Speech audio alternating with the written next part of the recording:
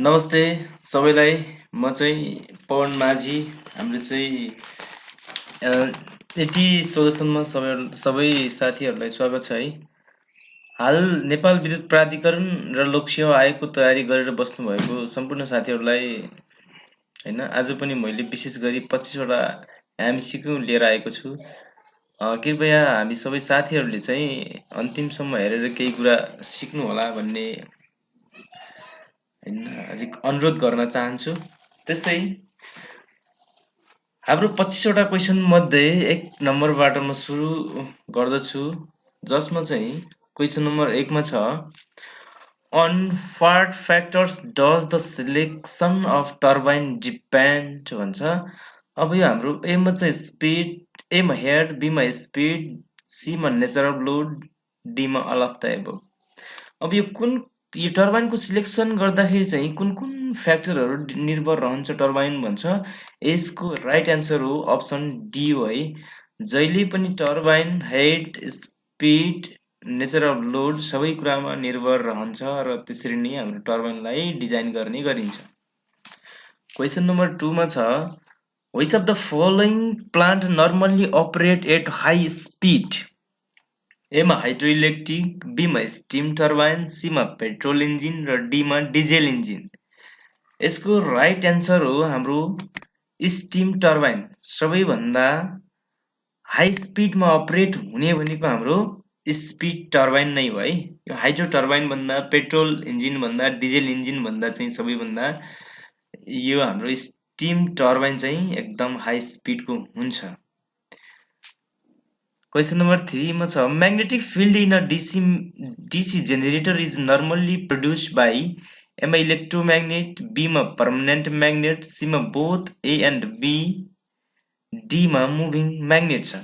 अब magnetic field DC जेनेरेटरमा चाहे त्यो DC होस् चाहे त्यो AC होस्, त्यसमा म्याग्नेटिक फिल्ड हुने भनेकै हाम्रो इलेक्ट्रोम्याग्नेट नै उत्पादन हुन्छ है। यसको राइट एन्सर हो अप्सन ए।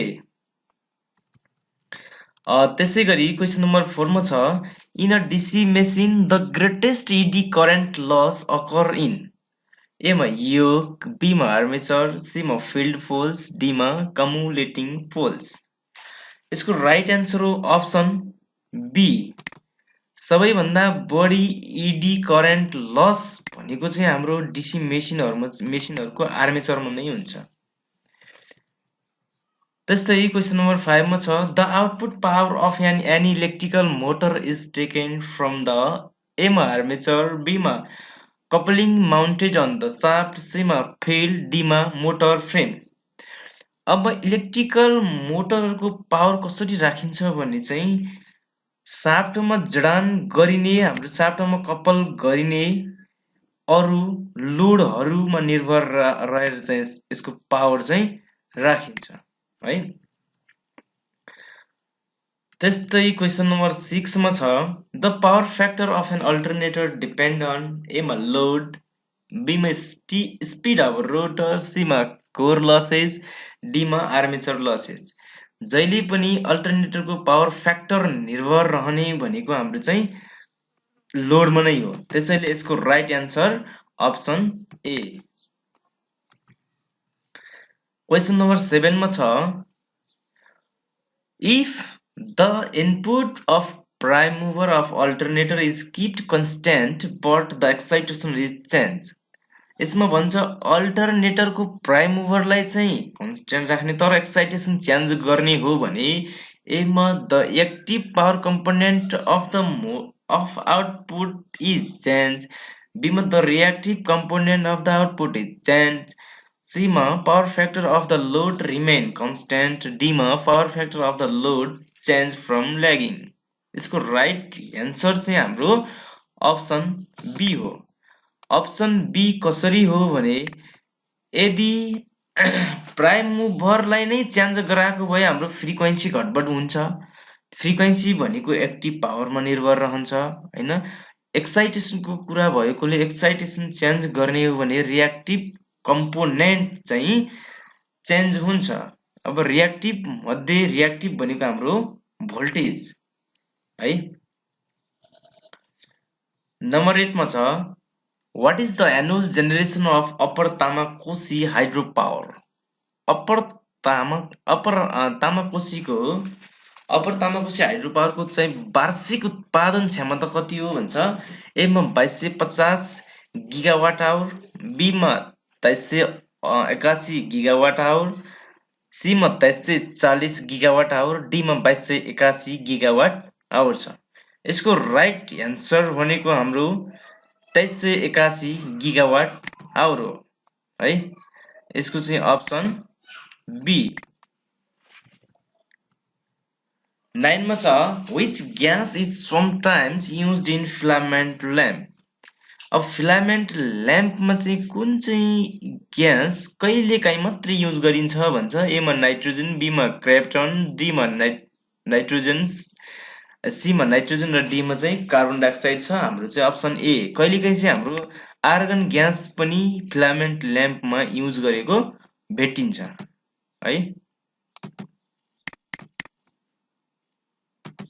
यसको राइट एन्सर अप्सन ए। त्यस्तै क्वेशन नम्बर 10 मा छ sodium vapour lamp require an ionisation voltage about. Sodium vapour lamp चाहिँ आयोनाइजेसन हुनको लागि कति भोल्टको आवश्यक हुन्छ भन्छ। ए मा 10 भोल्ट, बी मा 5 भोल्ट, सी मा 25 भोल्ट र डी मा 100 भोल्ट। यसको राइट एन्सर हो अप्सन बी। जहिले पनि हाम्रो सोडियम भ्यापर ल्याम्पलाई आयोनाइजेसन हुनको लागि 5 भोल्टेजको मात्रै आवश्यक पर्छ है, 5 भोल्टको आवश्यक पर्छ। नम्बर 11 मा छ in ACSR conductor steel wire is used for. अब एसिएसआर कन्डक्टरमा स्टिल वायरको प्रयोग किन गरिन्छ भन्छ। ए मा रिडक्सिङ इन्डक्टेन्स, बी मा compensation for skin effect, C मा प्रोभाइडिङ एडिसनल मेकानिकल स्ट्रेन्थ र डी मा टेक लिभ अफ सर्ज। यसको राइट एन्सर तपाईहरुलाई पनि थाहा भएकै कुरा हो। हाम्रो चाहिँ एसिएसआर कन्डक्टरमा स्टिलको युज गर्नुको कारण भनेको ए हाम्रो अप्सन सी को लागि है। यो हाम्रो यो अप्सन सी को लागि चाहिँ हाम्रो एसिएसआर कन्डक्टरमा स्टिल वायरको युज गरिन्छ भनेको यसले मेकानिकल स्ट्रेन्थ बढाउनको लागि मात्रै चाहिँ प्रयोग गरिन्छ। नम्बर 12 मा छ which of the following material has highest permeability। अब यो permeability को कुरा गर्दा जस्तो कि हाम्रो रेसिस्टिभिटी, कन्डक्टिभिटी जस्तै permeability हो। यो चाहिँ म्याग्नेटिक फिल्डसँग अथवा म्याग्नेटसँग रिलेटेड वर्ड हो। यो चाहिँ सबैभन्दा हाईएस्ट permeability भनेको चाहिँ म्याग्नेटको क्षमता सबभन्दा बढी केमा हुन्छ भने ए मा प्योर आइरन, बी मा निकेल, सी मा कोबाल्ट र डी मा गोल्ड। चाहिँ सबैभन्दा म्याग्नेटिक पर्मेबिलिटी भएको चाहिँ पदार्थ भनेको हाम्रो प्योर आइरन हो है। यसको राइट एन्सर अप्सन ए। त्यस्तै नम्बर 13 मा छ starting torque of a 3 phase induction motor can be increase by increase. अब 3 फेज इन्डक्सन मोटरमा चाहिँ के इन्क्रिज भएपछि स्टार्टिङ टर्क इन्क्रिज हुन्छ भन्छ। ए मा रोटर रिएक्टेन्स, बी मा रोटर रेसिस्टेन्स, सी मा द स्टार्टर रेसिस्टेन्स र डी मा द स्टार्टर रिएक्टेन्स। यसको राइट एन्सर हो हाम्रो अप्सन बी। जहिले पनि तपाईलाई थाहा भएकै कुरा हो हाम्रो रेसिस्टेन्स बढ्यो भने करेन्ट पनि एकदम के हुन्छ त हाई हुन्छ। त्यसैले चाहिँ टर्क पनि के हुने भयो बढ्ने भयो। नम्बर 14 मा छ the slip of an induction motor may be defined as the. अब स्लिप स्पीड भनेको चाहिँ इन्डक्सन मोटरको केले डिफाइन गर्छ भन्छ। एमा चाहिँ number of pairs of poles by frequency, B मा rotor speed minus synchronous speed, C मा rotor speed plus synchronous speed र डी मा synchronous speed minus rotor speed by synchronous speed है। हाम्रो चाहिँ यो स्लिपको चाहिँ फर्मुला नै के हो भने ns minus n by ns into 100% हो। त्यसैले यहाँ चाहिँ स्लिप स्पीड भनेको छ। यसको राइट एन्सर अप्सन डी।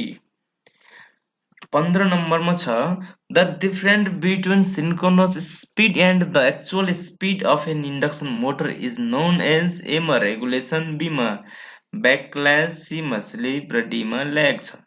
यसको राइट एन्सर हो अप्सन सी। स्लिप भनेको के हो भने मोटरको त्यो म्याग्नेटिक फिल्डहरूको अथवा सिन्क्रोनस स्पिड र त्यो रोटरको एक्चुअल स्पिड बीचको फरकलाई नै हामीले स्लिप भन्ने हो है। नम्बर 16 मा छ the overall power factor of the transformer एमा depend upon the power factor of the load, बीमा इज अलवेज ल्यागिङ, सीमा इज अलवेज लिडिङ र डीमा इज अलवेज युनिटी। अब यसको राइट एन्सर हुन्छ हाम्रो अप्सन ए, किनकि हाम्रो ट्रान्सफर्मरको पावर फ्याक्टर निर्भर रहने भनेको त्यसको चाहिँ लोडमा मात्रै हो है।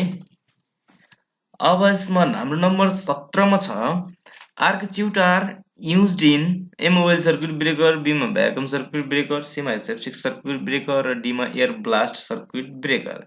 अब यो आर्क च्युट भन्ने एउटा यो चाहिँ महत्त्वपूर्ण भाग हो। यो चाहिँ यो भाग कहाँ हुन्छ भने एयर ब्लास्ट सर्किट ब्रेकरमा जुन आर्क आउनको लागि चाहिँ आर्क आउँछ नि, त्यो आर्क निभाउनको लागि चाहिँ हाम्रो एयर पास गराउनको लागि चाहिँ आर्क च्युट भन्ने एउटा चाहिँ भाग हुन्छ, त्यो चाहिँ हाम्रो एयर ब्लास्ट सर्किट ब्रेकरमा हुन्छ। यसको right answer option D. Number 18 under no load condition the current in a transmission line due to A मा corona effect, B मा capacitance of the line, C मा backflow from earth, D मा spinning reserve भन्छ।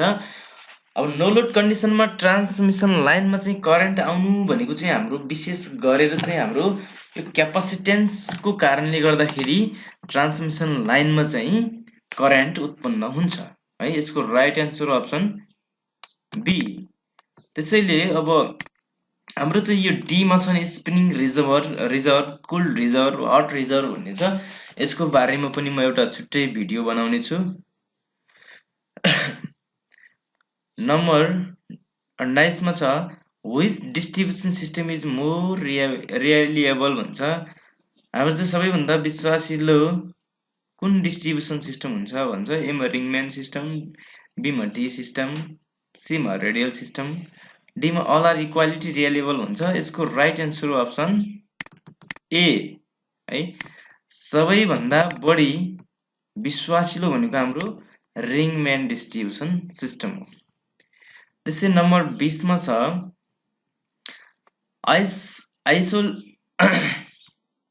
Isolator हो है।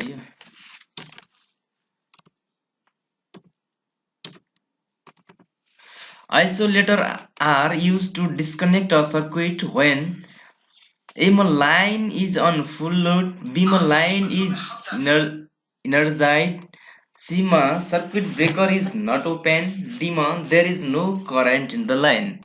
अब आइसोलेटरलाई हामीले प्रयोग गर्ने भनेको जब लाइनमा करेन्ट जिरो हुन्छ नि अथवा करेन्ट हुँदैन त्यतिखेर मात्रै हामीले सर्किट ब्रेकरलाई चाहिँ डिस्कनेक्ट गर्नुपर्छ है। यसको राइट एन्सर अप्सन डी। यदि मानम सर्किटमा करेन्ट फ्लो भइरहेको छ भने हामीले आइसोलेटरलाई डिस्कनेक्ट गर्नु हुँदैन। अब हाम्रो 21 नम्बरमा छ the capacity of battery is expressed in A मा एम्पियर, बी मा एम्पियर आवर, सी मा वाट, डी मा वाट आवर। यसको राइट एन्सर हो अप्सन बी। हाम्रो जहिले पनि ब्याट्रीको क्यापासिटीलाई चाहिँ एएच अथवा यसलाई एम्पियर आवर भन्छ, एएच मै रेटिङ, एएच को रेटिङमै राखेको हुन्छ है। नम्बर 22 मा छ the ratio sum of individual maximum demand by maximum demand of the installation is known as A मा डिमान्ड फ्याक्टर, बी मा प्लान्ट युज फ्याक्टर, डी मा सी मा डाइभर्सिटी फ्याक्टर र डी मा प्लान्ट क्यापासिटी फ्याक्टर हुन्छ। यसको चाहिँ right answer हो यो डाइभर्सिटी फ्याक्टरको फर्मुला भनेको के हो भने sum of individual maximum demand by maximum demand of the installation भन्छ। अब यसको चाहिँ राइट एन्सर हो अप्सन सी। त्यसैगरी हाम्रो 23 नम्बरमा छ which is the most expensive bus bar scheme भन्छ। सबैभन्दा महँगो बस बार स्क्याम भनेको चाहिँ एमा single bus bar scheme, B मा ring bus bar scheme, C मा double bus bar breaker, D मा म्यान एन्ड ट्रान्सफर स्क्याम भन्छ। सबैभन्दा बढी महँगो रिलायबल भनेको चाहिँ हाम्रो option B ring busbar system भनेको चाहिँ सबैभन्दा महँगो बसबार सिस्टम है। यसको right answer option B. Number 24 मा छ current rating is not necessary in case of isolator. In case of A मा isolator, B मा circuit breakers, C मा load breaker switches, D मा circuit breaker and load break switches. Current rating चाहिँ केमा कुनको लागि आवश्यकता हुँदैन भन्छ। हाम्रो यो विशेष गरेर आइसोलेटरको लागि चाहिँ करेन्ट रेटिङ राखिदैन है। यसको राइट एन्सर हो अप्सन ए। त्यसै गरी छ हाम्रो 25 नम्बरमा छ, यो चाहिँ हाम्रो लोकसेवा आयोगमा सोधेको क्वेसन हो है।